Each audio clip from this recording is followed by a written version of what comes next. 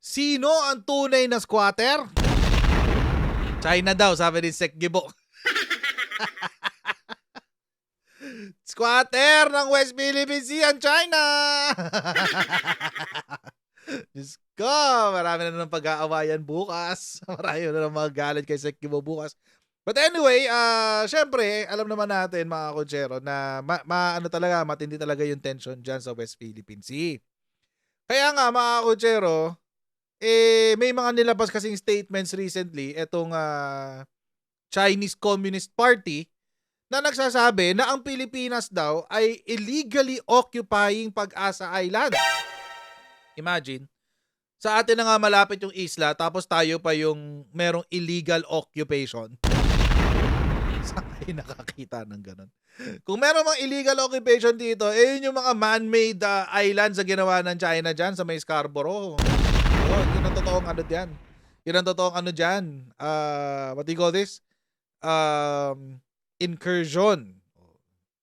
Yun ang totoong illegal occupation. Yan. Kahit magkaharapan sa korte, mapapahiyaan China. Mapapahiya yan mga kotsero. Pero basahin natin yung balita tungkol sa sinabi nga ni Sek Gibo. Kasi Sek Gibo is not letting up. Hindi ko tumitigil mga kotsero dahil nga matindi rin kasi ang propaganda laban sa Pilipinas pagdating dyan sa West Philippine Sea. Ito ang sinabi niya kahapon. Sabi, sila ang mga squatter dito. Sila daw yung squatter in China.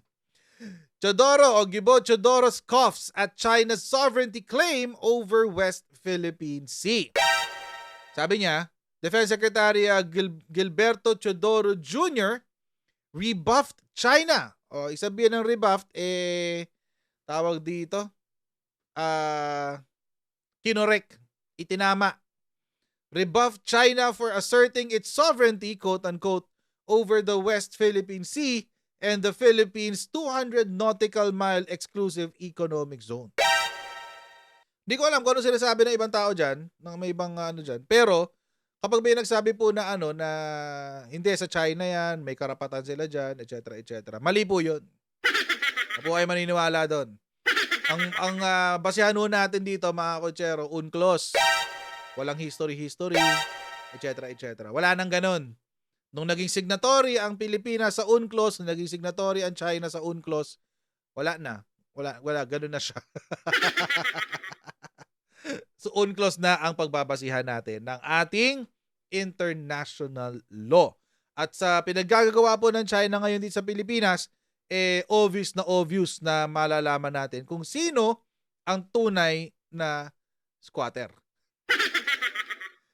Sabi ni Sek Gibo, in a forum on Wednesday, Chodoro said China could be considered illegal occupants in the West Philippine Sea. Sabi niya, sila ang squatter dito. Ang harsh. Ang harsh ng mga terms na ginamit dito ni Sek Gibo. Pero tama naman kasi siya. Sila talaga yung squatter. Bago natin ituloy ang pinag-uusapan natin ngayong topic, tayo muna ay magsha-shoutout sa mga kaibigan natin sa Sendwave! Kung kayo po ay nasa US, UK, Canada, Italy, France, Spain, Ireland, and Belgium, ay pwede na po ay magpadala dito sa Pilipinas nang wala pong remittance fees gamit ang Sendwave. Ang gagawin nyo lang ay i-download ng Sendwave app, gawa kayo ng account, ilagay nyo ba account details nyo dyan, at pwede na ay magpadala sa GCash, sa mga bangko at iba't ibang mga pawn shop dito sa Pilipinas. At sa inyo pong unang padala, sa unang padala nyo po mga kotsero, kapag ginamit nyo po ang promo code na Coach Jared, ay makakuha kayo ng karagdagang $20 free credit. Kaya gamitin na po si Sendwave for all of your remittance needs. Ayan. Illegal occupants dito, pwede naman silang mag-apply ng visa, bibigyan sila ng BID. Bureau of Immigration, or formerly the Bureau of Immigration and Deportation, kaya BID. Earlier, the Armed Forces of the Philippines said the Chinese attempt to cross the bow of BRP Benguet last week was the first time they did such a maneuver on a Filipino vessel doing a routine rotation and resupply mission in Rizal Reef. Yun na nga yung kwento dyan, mga kotsero. Iba pala yung mabigat pala yung mga kwento dito. First time First time po na may hinarang tayo ng ganong at saka mga kotsero, ang nakakagulat din kasi doon. Ano ho yan? Tawag dito? Gray ship versus gray ship. Ano ho ibig sabihin? Pareho hong barko ng militar yan. Yung sa atin, Philippine Navy. Yung sa China, Chinese Navy. O di pag nagbanggaan yan, matik gera? Ganun ba yun? Kaya yan. O, panoorin natin yung video tungkol dyan sa sinabi ni Secretary Gibo. Ito yung video. Pumalag si Defense Secretary Gibo Chodoro sa mga buwelta ng China kasunod ng pangahara sa BRP Benguet. Giit ni Chodoro, China ang squatter sa ating teritoryo. Nasa frontline ng balitang yan si Brian Castillo. Squatter. Yan ang tawag ni Defense Secretary Gibo Teodoro sa China. Nakasabi na China bukas. Harang ng Chinese Navy ship sa ating BRP Benguet sa West Philippine Sea noong October 13. Pag inoccupy ng Pilipinas ang Hainan Island, yun, illegal occupation yun. Pero yun, nandito sila within our 200-mile exclusive economic zone. Sila ang squatter, illegal occupant sila dito.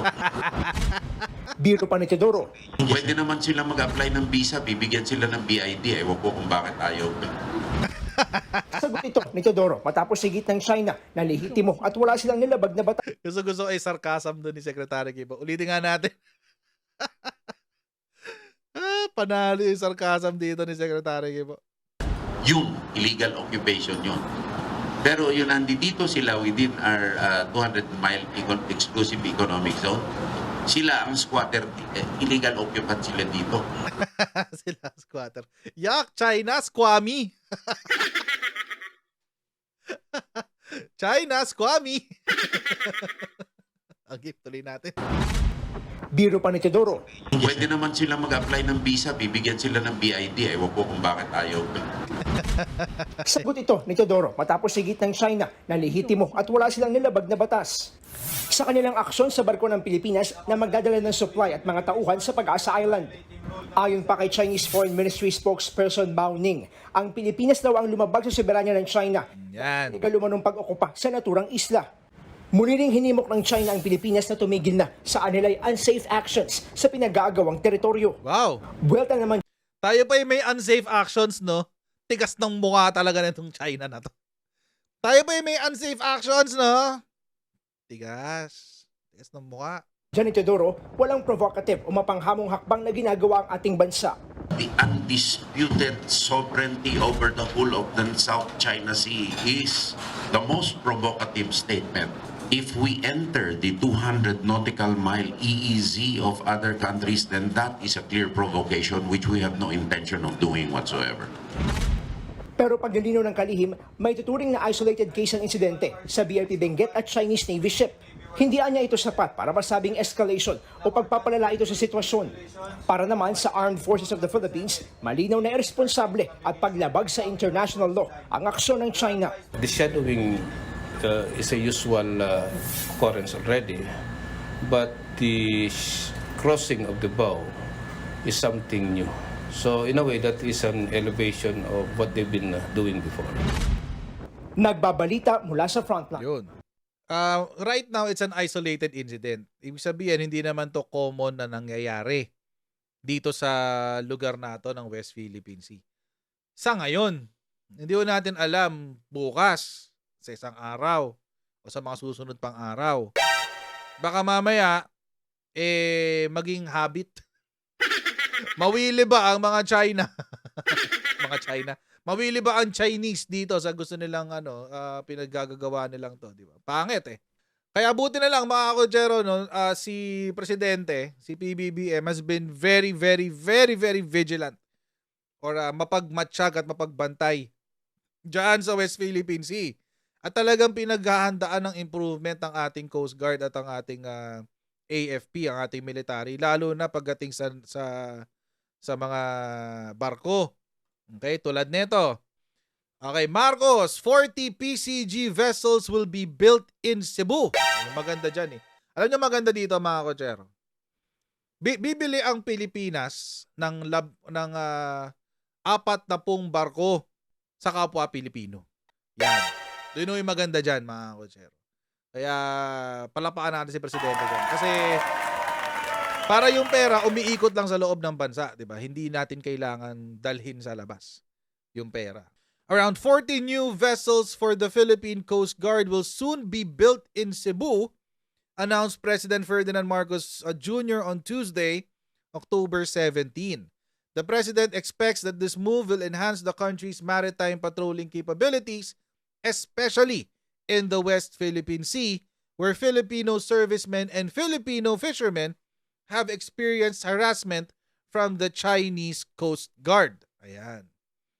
Mga 40-footers pala to. 40-footers. Mga isang kasing haba ng isang shipping 40-footer na shipping container. Malaki rin.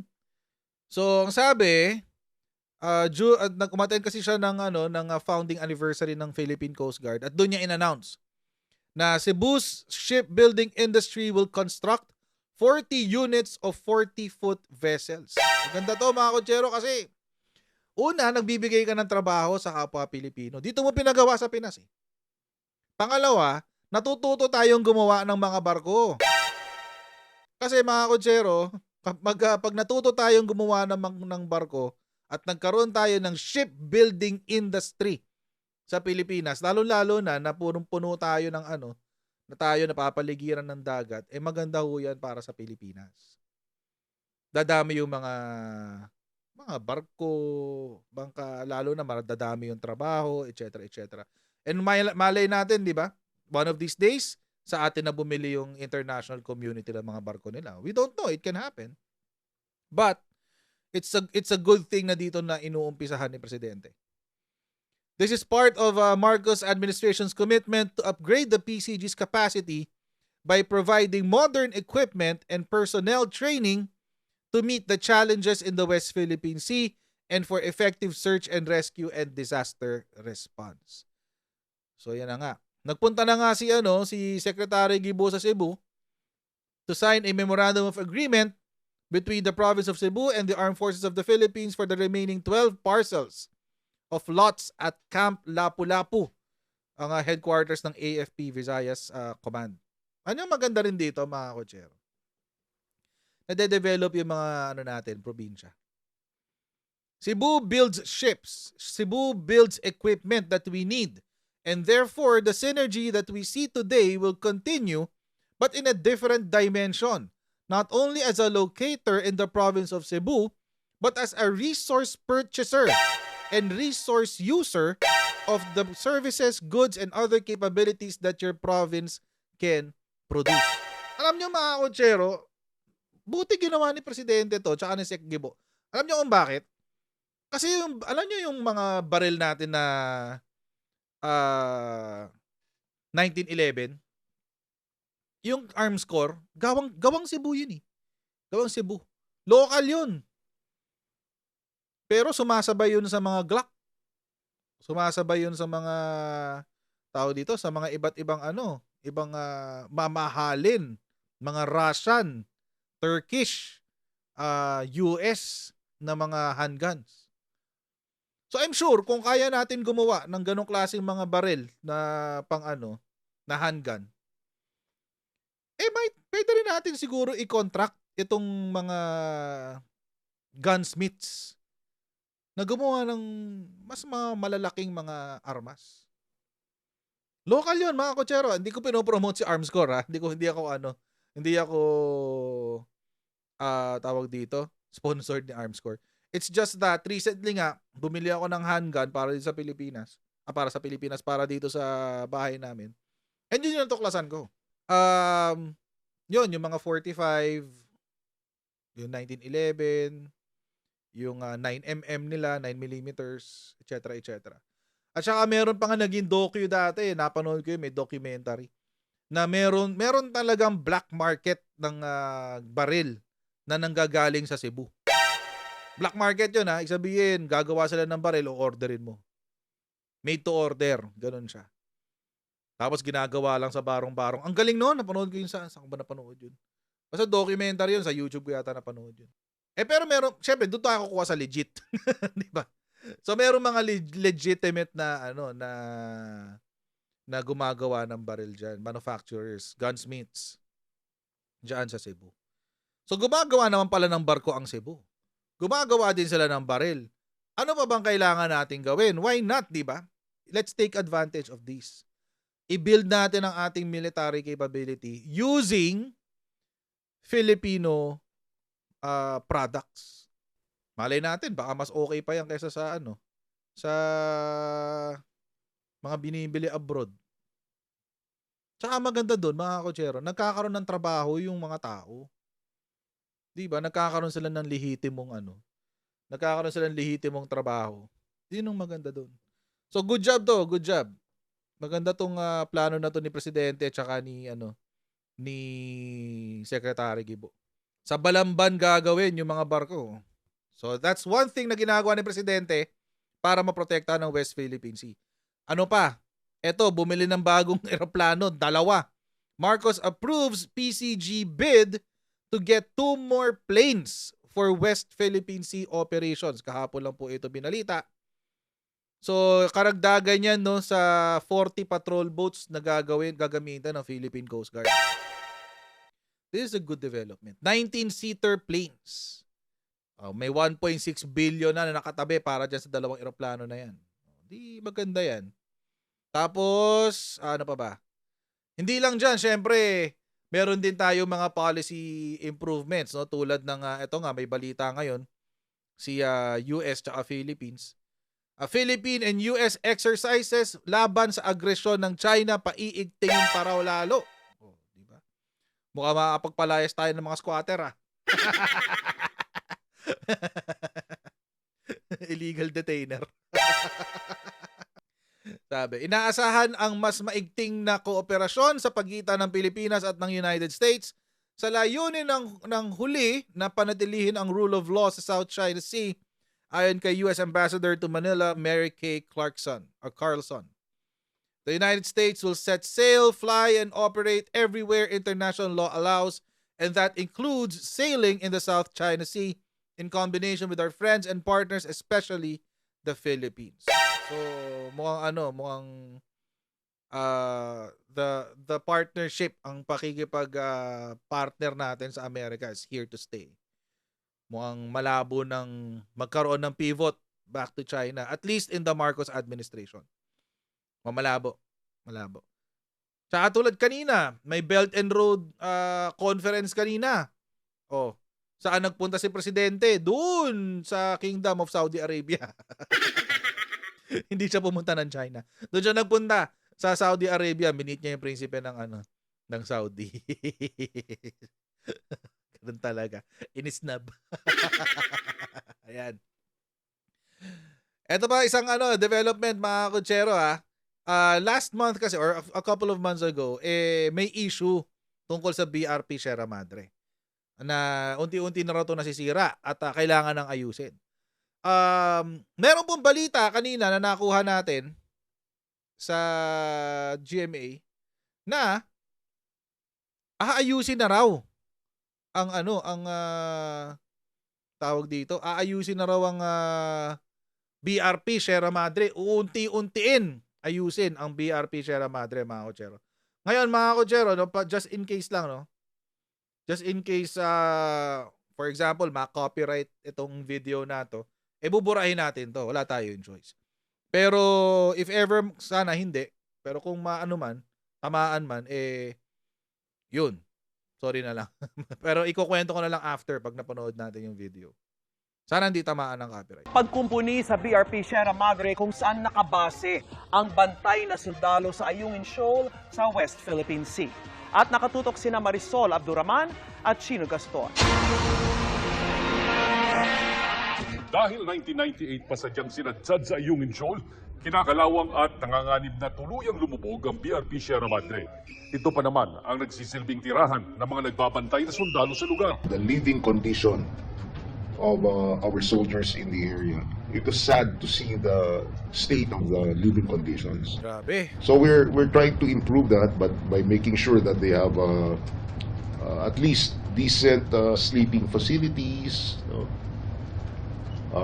decent dining facilities, internet. We can just do superficial repairs on it. May mga construction material na rin daw na hinahatid doon para ayusin ang mga nasirang bahagi ng barko, mga material na dati nang sinabi ng China na haharangin nila. Hindi naman pinalagpas ni Defense Secretary Gilberto Teodoro Jr. ang pahayag ng China na iligal ang pagtira ng mga Pilipino sa Pag-asa Island. Pag inoccupy ng Pilipinas ang Hainan Island, yung Ito yung kanina. occupation yun. Pero yun, nandito sila within our 200-mile exclusive economic zone. Sila ang squatter, illegal occupant sila dito. No? I love it. Pwede naman sila mag-apply ng visa, bibigyan sila ng BID. Ewan ko kung bakit ayaw. Nagbabala rin si Teodoro sa posibleng tangkang pahinain ng ekonomiya ng Pilipinas at sirain ang pagkakaisa ng mga bansang kabilang sa Association of Southeast Asian Nations. Hindi ako magtataka dyan. Hindi niya pinangalanan kung anong bansa nagmumula ang panganib. There's always the possibility, whether through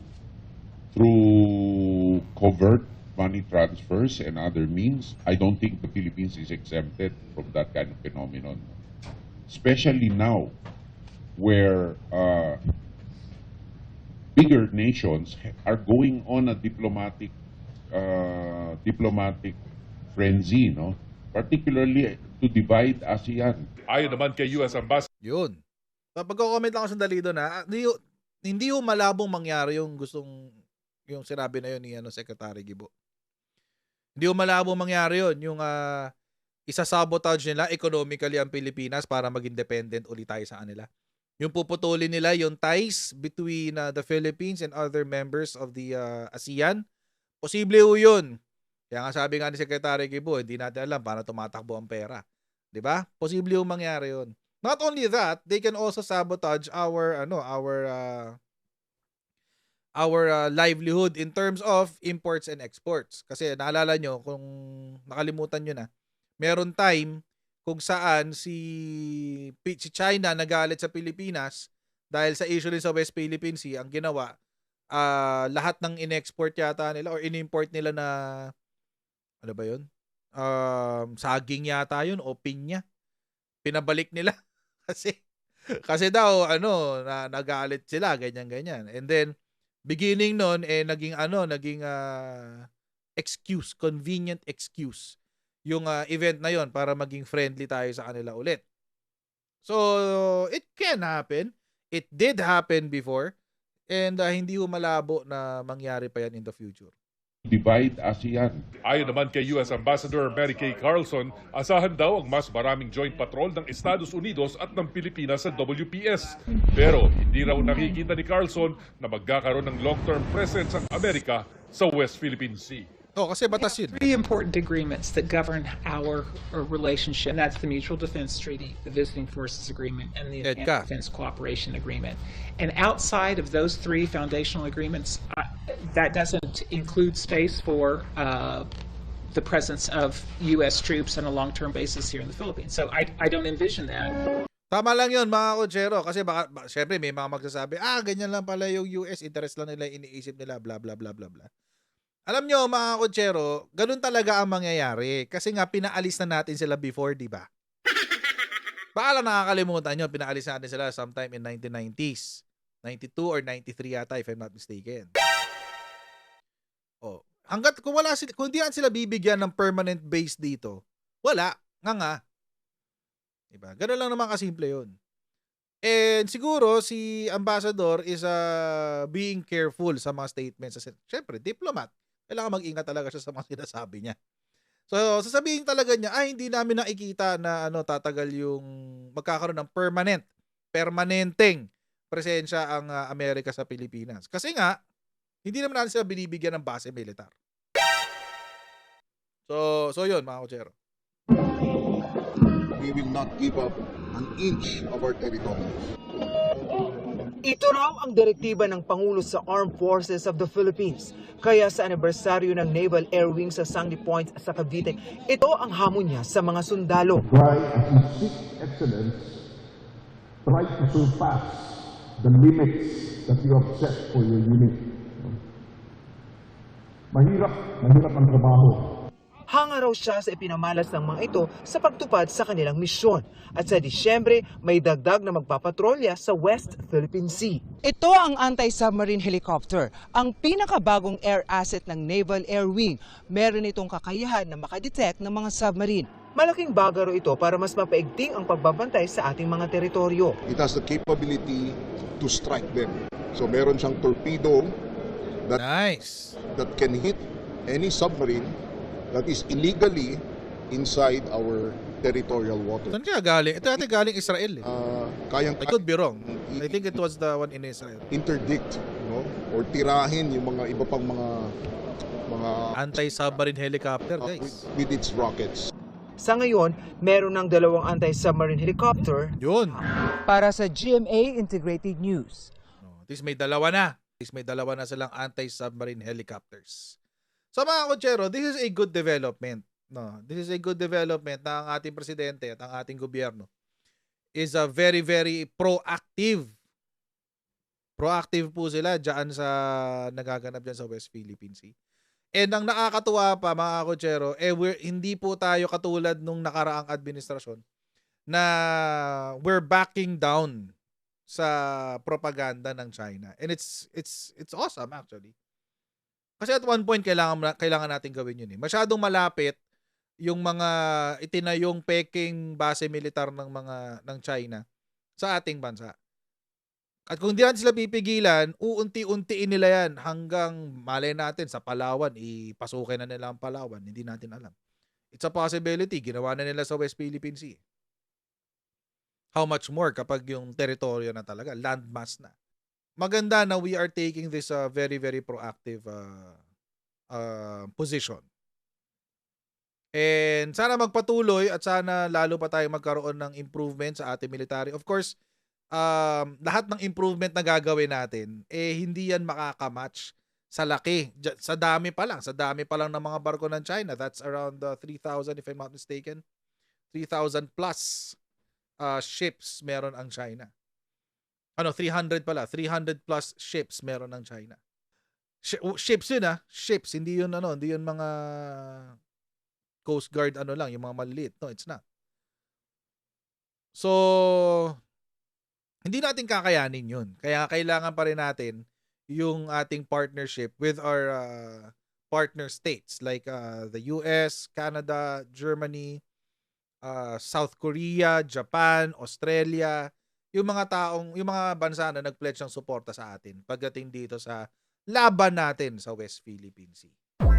Kaya yun mga kotsero, hanggang dito lang po muna tayo sa video na ito. Huwag niyo pong kalimutan mag-subscribe sa Coach Jarrett YouTube channel.